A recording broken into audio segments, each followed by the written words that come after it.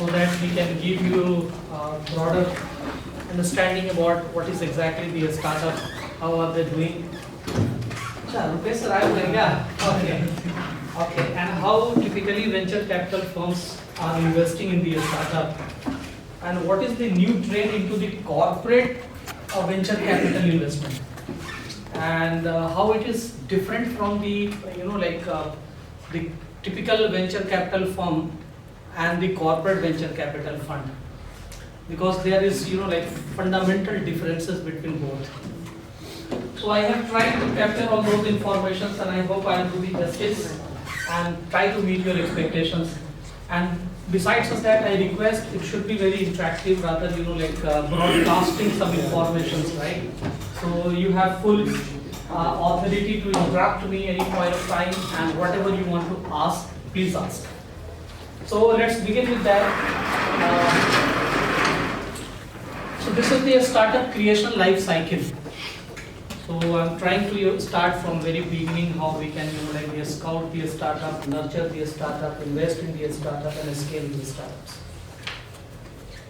All right. So first of all, let's understand what is a startup. It's a big question and lots of the confusion, because if I am starting some bathroom shop, am I a startup or not? If I am starting an industry, am I a startup or not? Because we are also starting, right? So let's say tomorrow if we are starting the water company to produce pure water, so am I a startup or not? So according to the Government of India, Startup India, especially the Department of Industrial Promotion Program, they have defined the startup. It means this is one entity incorporated in India, not more than 7 years now. But for the biotechnology, they have given a time frame of 10 years. So if any startup who are doing some work into biotechnology side and their age is less than 10 years, they qualify under the startup definition. The second point they have mentioned, their turnover should not exceed to the 25 crores in any financial year. Let's say suppose we have started a venture today, after 3 years we reached or we crossed the 25 crores of turnover, but after that next year our turnover decreases. So then what will happen? So it says that in any financial year, if you have reached to the 25 crore rupees of turnover or crossed the 25 crore rupees of turnover, then you are out from the startup category. And third and most important aspect and the point, let's say suppose if a company qualifies age-wise as well as the turnover-wise, but still they cannot claim as a startup until unless they are innovative in terms of the nature of business. So it is clearly saying working towards innovation, development or improvement of products or process or services, or if it is a scalable business model with a high potential of employment generations or wealth creation. So this is most important condition to qualify as a startup. How innovation is defined means in a restaurant, suppose a person starts a restaurant, then also he can say that I am innovating dishes or something, some processes, or I am providing some new services. Not a subjectivity is there in this stage. Right. So there are 2-3 points which is very important here to understand. One is that, let's say suppose if you are giving a case of the restaurant business, so are they bringing some new kind of the dish, or they are creating some kind of the new flavors, or are they creating some new kind of the process, or are they creating some kind of new supply chain? For example, I want to give like shampoo.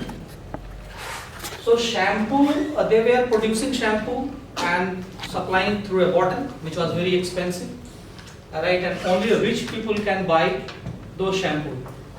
But they have done a very good innovation into the supply chain sites and designed the shampoo sachet. So now the cost of the shampoo is now 1 rupee, and even a beggar of this country can apply that shampoo. So it has created the larger volume of the business and reached to the bottom of the pyramid. So it can qualify under the innovations, and especially into the process innovations.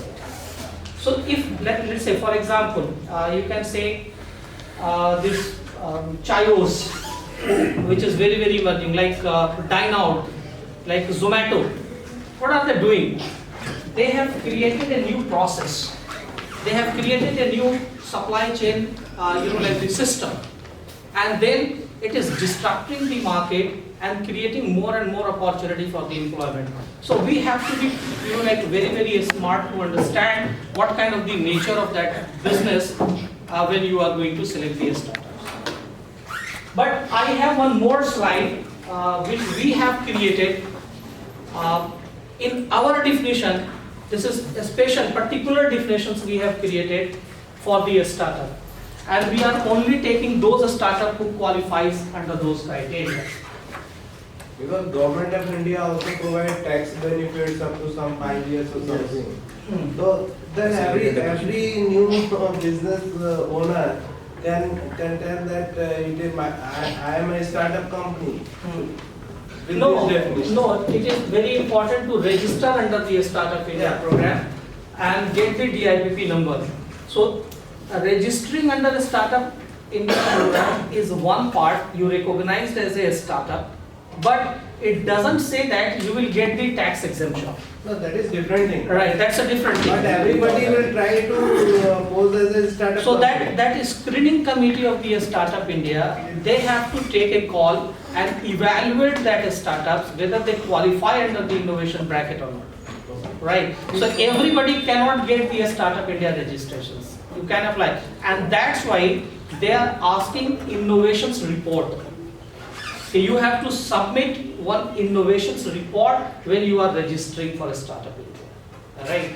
So second thing is that provided that such entity is not formed by splitting up, especially for the corporate, sometimes we have one existing business and we splitted the business, then it cannot qualify under the startup category. Right. And then reconstruction of the business of a business already in existence, provided also that entity shall cease to be a startup if its turnover for the previous financial year has exceeded 25 crores or it has completed 7 years or 10 years in case of biotechnology startup. So this is the government definition about the startup. And the startup can be started by individual or corporation or company. Any entity. No, if a corporation is starting, so then that is like splitting up.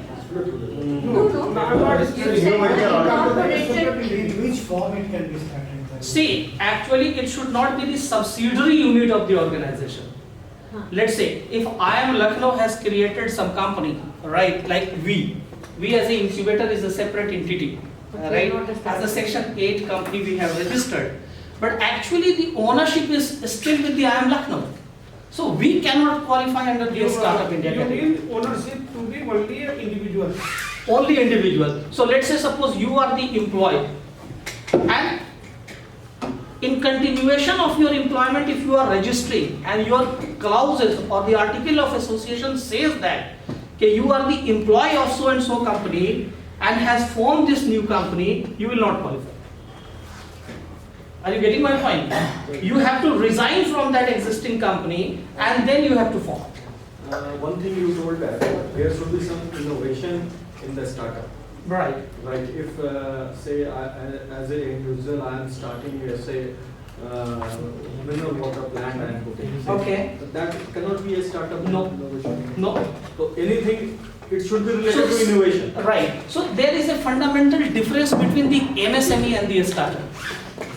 Right. That's why the government has MSME.